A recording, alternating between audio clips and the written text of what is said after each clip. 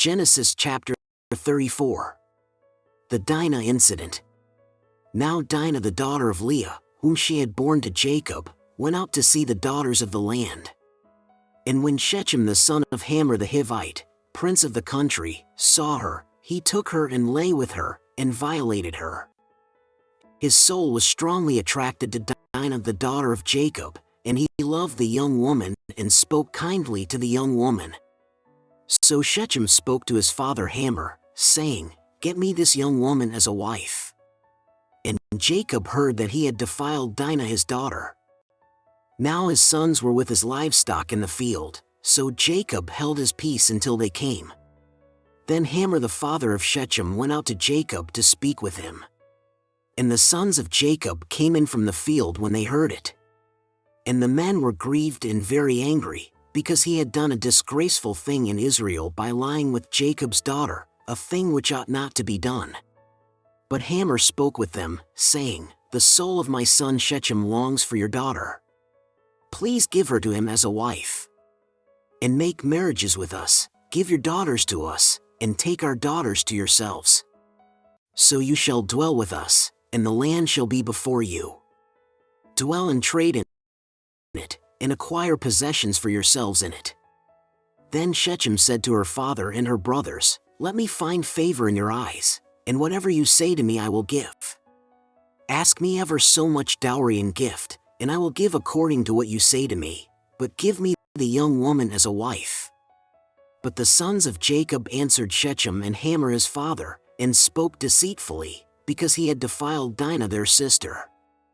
And they said to them, "We cannot do this thing, to give our sister to one who is uncircumcised, for that would be a reproach to us. But on this condition we will consent to you, if you will become as we are, if every male of you is circumcised. Then we will give our daughters to you, and we will take your daughters to us, and we will dwell with you, and we will become one people. But if you will not heed us and be circumcised, then we will take our daughter and be gone." And their words pleased Hamor and Shechem, Hamor's son. So the young man did not delay to do the thing, because he delighted in Jacob's daughter.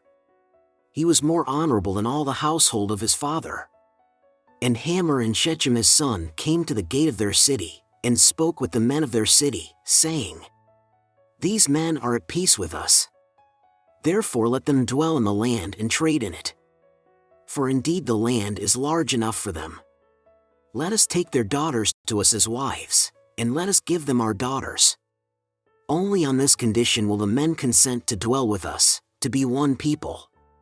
If every male among us is circumcised as they are circumcised, will not their livestock, their property, and every animal of theirs be ours? Only let us consent to them, and they will dwell with us." And all who went out of the gate of his city heeded Hamor and Shechem his son, every male was circumcised, all who went out of the gate of his city. Now it came to pass on the third day, when they were in pain, that two of the sons of Jacob, Simeon and Levi, Dinah's brothers, each took his sword and came boldly upon the city and killed all the males.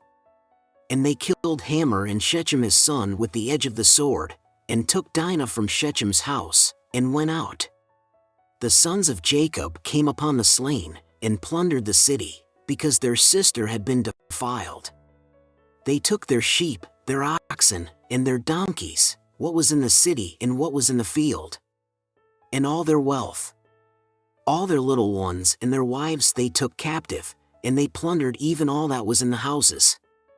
Then Jacob said to Simeon and Levi, "You have troubled me by making me obnoxious among the inhabitants of the land, among the Canaanites and the Perizzites.